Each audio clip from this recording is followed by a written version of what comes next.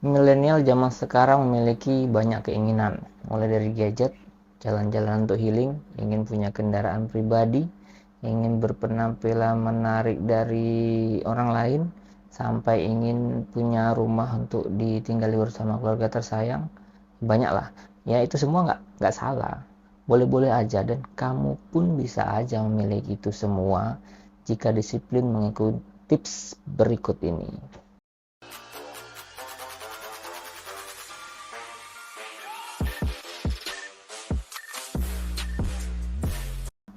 Jadi banyak pendapat ya yang mengatakan bahwa generasi milenial adalah atau generasi yang saat ini berusia 20 sampai 30 tahun itu adalah generasi yang paling payah dalam mengatur keuangan. Benar nggak ya? Ya hal ini dikarenakan bahwa generasi milenial memiliki gaya hidup yang berbeda dengan generasi sebelumnya. Sebagian besar generasi milenial cenderung memiliki gaya hidup yang lebih boros, sulit menabung, serta tidak terlalu memperdulikan kebutuhan investasi di masa yang akan datang. Ya hal ini tentunya berisiko buruk ya terhadap finansial yang akan dihadapi oleh generasi milenial itu di masa depannya nanti ya. Ya karena akibat pengelolaan keuangan yang kurang sehat tadi. Nah, apakah kalian termasuk golongan yang saya bicarakan tadi? Ya mudah-mudahan enggak lah ya. Tapi kalau iya, ada nih tipsnya untuk mengelola keuanganmu di kehidupan sehari-hari. Jadi untuk tips yang pertama menentukan anggaran setiap bulannya. Jadi kalau pada umumnya tuh sebelum pergantian bulan, kamu mencatat keperluan satu bulan berikutnya. Keperluan apa? Keperluan untuk kebutuhan seperti makan, membayar transportasi, maksudnya transportasi bulannya, kemudian membayar tagihan. Setelah itu tentukan anggaran untuk tabungan, untuk investasi, untuk dana darurat dan lain sebagainya. Tapi kalau saya pribadi nggak gini, saya tuh pertama tentukan dulu berapa yang akan mau saya investasikan. Nah, sisanya itulah yang saya bagi-bagi untuk kebutuhan ini, untuk kebutuhan itu, untuk senang-senang. Nah, jadi saya balik ya dari pada umumnya. Kemudian yang kedua, itu membuat rekening tabungan khusus. Jadi, jangan pernah kalian menyamakan rekening untuk tabungan dan rekening untuk kebutuhan harian. Kenapa? Karena kamu akan sulit untuk membedakannya ketika dua tadi disatukan. Bisa jadi kamu malah menggunakan rekening tabungan untuk beli ini, beli itu. Kemudian supaya kamu tuh bisa rutin menabung, langsung aja tuh transfer sejumlah uang ke rekening khusus tabungan tadi. Jadi ketika kamu peroleh penghasilan atau gaji, jangan sampai menunggu ada uang sisa untuk ditabung. Ini ya yang saya lakuin setiap habis gajian ya. Jadi kalau saya setiap habis selesai gajian, langsung saya sisihkan ke rekening khusus tabungan dan juga saya masukkan ke investasi ya. Jadi kalau selesai gajian tuh uangnya kita pakai untuk kebutuhan bulanan dulu, kemudian akhir bulan jika ada sisa boleh ditabung. Saya yakin banyak yang akan habis duluan uangnya sebelum akhir bulan. Karena pengalaman saya juga gitu ya. Jadi jangan kita apa memakai uangnya untuk kebutuhan dulu, baru sisanya untuk ditabung. Jangan sampai kayak gitu. Itu pengalaman pribadi saya, mungkin semua orang juga akan sama pengalamannya seperti yang udah saya alami. Awalnya dulu juga gitu, saya habis gajian ya saya pakai dulu ya, sistemnya saya pakai dulu uangnya, kemudian nanti kalau akhir bulan ada sisa barulah saya tabung. Tapi nabungnya jadi sedikit dan kadang juga nggak bisa nabung. Kemudian saya berpikir gimana caranya supaya bisa nabung. Saya target sebulan harus segini, dari gaji harus berapa persen. Ya kita harus ada target berapa kita mampunya. Jadi kita habis gajian saya tentukan ini, langsung saya masukkan ke rekening tabungan.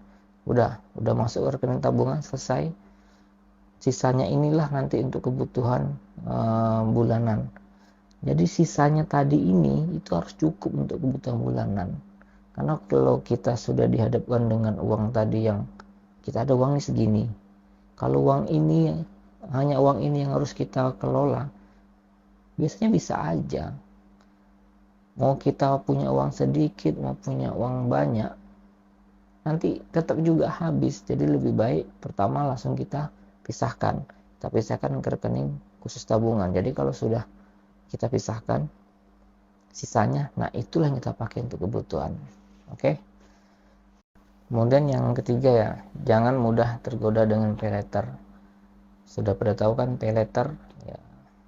Jadi banyak fitur paylater yang disediakan berbagai macam aplikasi untuk memudahkanmu untuk membeli barang yang diinginkan. Namun kamu harus hati-hati dalam menggunakannya, karena paylater ini termasuk utang yang memiliki masa jatuh tempo. Jadi jika kamu yang membeli barang dagangan untuk usaha sih nggak masalah dengan paylater. Karena kan kalau kita untuk usaha biasanya lebih aman, karena kan jika barang yang kita jual itu sudah laku, ya kita akan menerima duitnya dan kita bisa membayar untuk paylater. Yang repot itu adalah ketika kamu menggunakan paylater untuk keperluan konsumtif.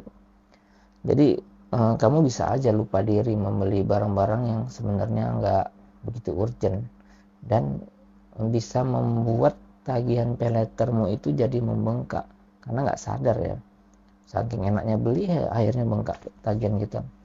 Ya, kalau saya sendiri sih belum pernah gunakan paylater ini, dan saya juga belum pernah pinjam bank ya, karena saya berpikirnya kalau saya belum bisa beli cash ya artinya saya belum mampu untuk membelinya. Tapi kita jangan langsung putus asa sampai di situ saja. Kita tuh harus tetap berusaha bagaimana caranya supaya bisa beli cash barang ini. Karena kalau kita sudah berdoa dan berusaha keras, pasti Tuhan akan memberikan jalan yang terbaik. Kemudian yang keempat, penggunaan kartu kredit ya. Jadi penggunaan kartu kredit itu harus dikontrol. Penggunaan kartu kredit sebenarnya nggak masalah kalau selama kamu memiliki limit yang sesuai dengan kondisi keuanganmu dan bisa membayar tagihan tepat waktu. Apalagi ada banyak hal yang jadi lebih mudah pembayarannya dengan kartu kredit itu. Contohnya aja untuk membayar perjalanan kita yang jauh atau membayar kebutuhan ketika kamu sedang berada di luar negeri, itu akan lebih mudah. Ya, intinya kamu harus menganggap bahwa kartu kredit ini adalah utang ya, bukan uang yang kamu miliki. Jadi kamu pun lebih bisa mengontrol untuk penggunaan kartu kredit tadi. Tapi kalau saya pribadi emang nggak pernah ya menggunakan kartu kredit.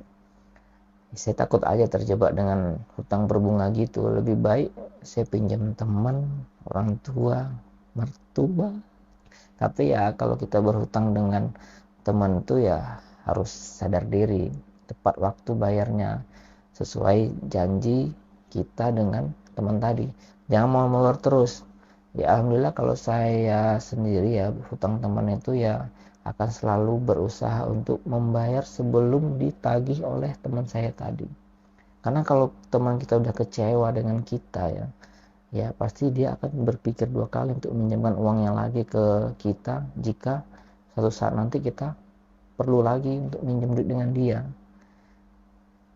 Ya semua pasti nggak akan ngalami itu, dan jika kalian di posisi orang yang meminjamkan, umpamanya anggaplah saya nih minjamkan teman, kemudian dia bayarnya susah, udah kita tagih juga nggak mau, banyak alasan, ya pasti kita sebagai peminjam juga mikir dua kali. Besok kalau minjem lagi tak deh.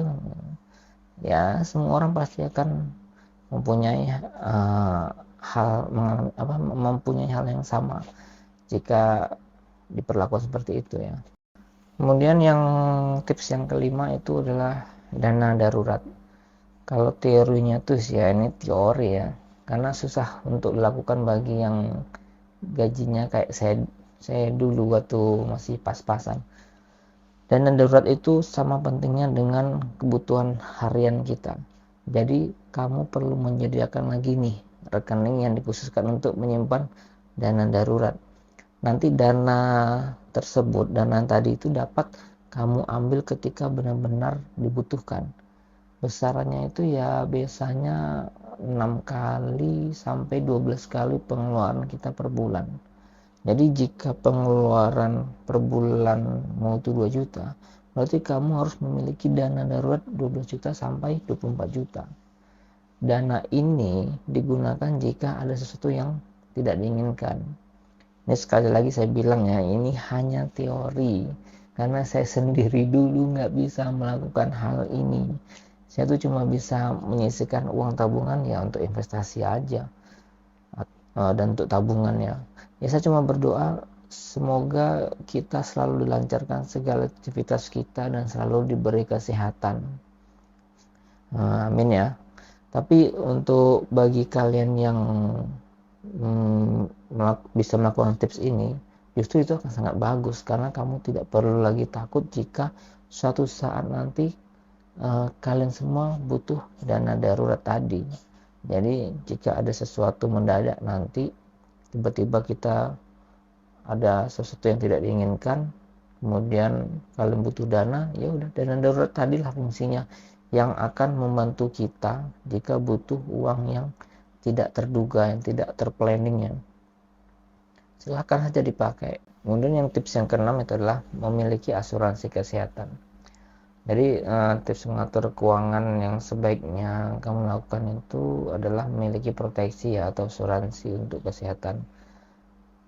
Dan keberadaan asuransi ini akan sangat membantu ya. Jadi jika terjadi resiko sakit yang biasanya membutuhkan biaya yang tak terduga, kita ada asuransi kesehatan tadi. Karena nggak sedikit loh orang yang di luar sana yang hartanya tuh habis untuk melakukan pengobatan. Nah, bersyukurlah kita tinggal di Indonesia saat ini memiliki sistem asuransi kesehatan yang biasa disebut BPJS Kesehatan, yang sudah cukup baik dan akan terus diperbaiki tentunya ya. Saya yakin itu pasti akan pelayanannya akan terus ditingkatkan. Asuransi itu banyak jenisnya ya, BPJS hanya salah satunya dan cocok untuk kita yang budgetnya pas-pasan. Tapi buat kalian yang mau mencoba asuransi yang lain yang supaya mendapatkan fasilitas yang lebih baik lagi, ya silakan aja. Karena banyak asuransi yang lain ya. Jadi asuransi yang lain yang ya iuran bulanannya ya tergolong mahal, tapi ya fasilitas yang kamu dapat ya seimbang lah dengan iuranmu per bulan. Tapi kalau kayak kita, misalnya kayak gaji-gaji pas-pasan, UMR ke bawah, ya BPJS itu sudah cukup menurut saya, cukup karena sudah oke lah. Terima kasihlah untuk Indonesia tercinta. Kemudian tips yang ketujuh itu adalah berinvestasilah di masa muda. Milenial jangan ragu berinvestasi, karena kamu akan merasakan nanti manfaatnya. Hasil berinvestasi jauh lebih tinggi dibandingkan dana yang hanya ditempatkan pada tabungan biasa. Sekarang pun juga nggak sulit untuk berinvestasi, karena ada banyak jenis instrumen yang bisa dimanfaatkan mulai dari properti, logam mulia, saham, cryptocurrency, pendanaan P2P lending, dan masih banyak lagi yang lainnya. Jadi pilih aja beberapa jenis investasi yang paling kamu pahami. Kamu bisa melakukannya secara berbarengan semuanya, boleh, atau satu boleh, terserah, pilih aja. Karena nanti setelah kamu paham, ya kamu pelajari dengan dalam investasi itu. Jangan hanya ikut-ikutan orang-orang aja di sana, kamu pahami dulu. Jadi kamu akan lebih tahu resikonya. Kalau saya sih sudah banyak mencoba melakukan banyak instrumen investasi ya, tapi hanya satu yang belum saya coba, yaitu P2P lending yang belum pernah saya lakukan. Karena P2P lending ini sistem pinjam meminjam, sama aja seperti kita meminjam uang kita ke orang lain, kemudian kita mendapatkan untung atau bunga dari pinjaman tadi itu. Saya belum mau mencobanya karena setahu saya hal ini tergolong riba ya bagi umat muslim. Tapi kalau kalian banyak yang ingin saya praktekkan cara menggunakan P2P lending ini, ya bisa saya coba nanti dan share perkembangannya setiap bulan ke kalian. Karena P2P lending ini sekarang sudah ada yang syariah, bisa kita coba. Kemudian banyak lagi instrumen yang lainnya ya, jadi bisa aja kamu pilih karena banyak instrumen investasi. Silakan aja kalian coba semuanya, boleh, supaya kalian bisa merasakan sensasinya. Kemudian ada juga nih investasi yang mesti harus kudu wajib kamu lakukan, yaitu adalah investasi kesehatan. Jadi rajin aja lah menjaga kesehatan kita tetap prima, supaya kita senantiasa selalu diberi kesehatan. Amin. Nah, itulah tips yang bisa saya berikan dalam mengatur keuangan kita. Jika kalian yang penghasilannya masih UMR atau malah di bawah UMR, yang paling penting adalah meningkatkan value dari diri kalian. Bagaimana caranya supaya bisa mendapatkan penghasilan lebih baik lagi? Saya awal bekerja juga hanya UMR ya, tapi saya bekerja dengan rajin dan sungguh-sungguh serta rajin beribadah. Dan yang tak kalah pentingnya yaitu adalah seorang sosok ibu saya yang selalu mendoakan saya di perantauan, karena saya selalu merantau ya, sehingga jenjang karir saya ya tergolong cepat dari teman saya waktu itu. Jadi sehingga jika penghasilan kita bisa lebih baik lagi, tentunya dalam mengalokasikan dana kita itu untuk kebutuhan dan investasi itu bisa lebih mudah. Oke, sampai ketemu di next video.